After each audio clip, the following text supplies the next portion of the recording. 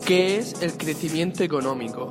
El crecimiento económico es el incremento porcentual del Producto Interior Bruto real de una economía en un periodo de tiempo determinado. Este crecimiento se debe al aumento del capital físico, que son bienes ya producidos que se utiliza como insumos en el proceso de producción, del capital humano, que son los trabajadores, su formación, educación, experiencia de trabajo, y la tecnología, que es el conjunto de instrumentos, recursos técnicos o procedimientos empleados en un determinado campo o sector. Un crecimiento económico exponencial puede dar lugar a un incremento de la desigualdad en las rentas del país. ¿Pero qué es la desigualdad? La desigualdad económica es la diferencia fundamental que permite a una persona ciertas oportunidades materiales y se las niega a otra. ¿Y por qué existe una diferencia tan llamativa entre la renta en diferentes países? Debido a que la distribución de la renta es más equitativa en las sociedades desarrolladas, mientras que las economías más atrasadas suelen tener un reparto de la renta y la riqueza más desigual. ¿Cómo podríamos calcular la desigualdad en un país o territorio concreto? Según la hipótesis de Kuznets y Lewis, donde expone que en las fases iniciales del desarrollo económico se produce un trasvase de trabajadores desde sectores de baja productividad y baja desigualdad a sectores de alta productividad y desigualdad media, generándose así un aumento de la desigualdad global.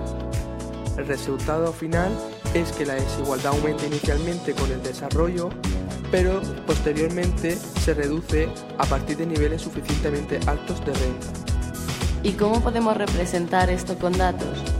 Esto se representa a través de la curva de Lorenz, que nos muestra de manera gráfica cómo en el eje X se sitúa la población y en el eje Y la acumulación de la renta, expresada ambas incógnitas en tantos por ciento.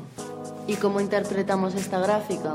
Esta gráfica nos muestra cómo en el punto 00 el 0% de la población dispone el 0% de la renta y en el punto 11 que el 100% de la población dispone el 100% de la renta.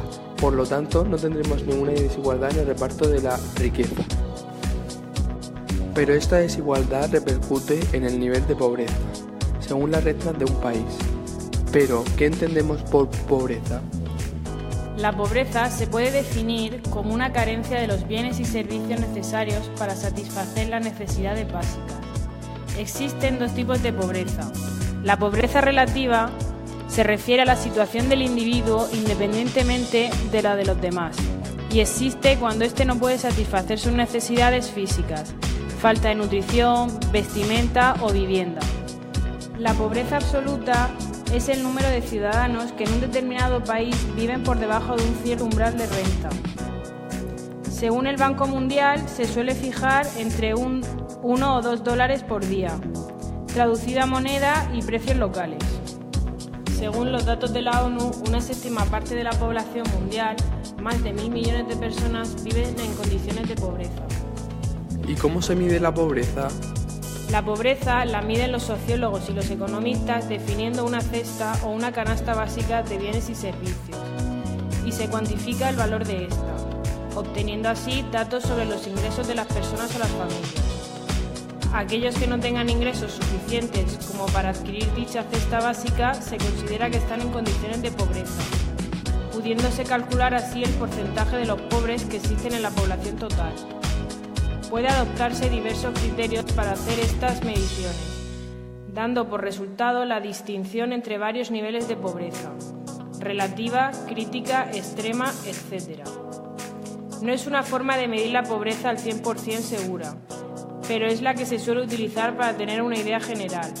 Otra forma de hacer estudios referentes a la pobreza es mediante el PIB, el nivel de industrialización, el ingreso per cápita, la natalidad, la esperanza de vida, etc. Entonces, ¿qué consecuencias tiene la pobreza? Podemos decir que debido a la existencia de una clase dominante en la sociedad, la desigualdad es mayor. Este hecho implica que los países con una mayor pobreza les cueste más salir de esta situación. Esto hace que el crecimiento económico sea capaz de reducir la pobreza si la repartición de la renta es equitativa, permitiendo así el posible ascenso de clase social.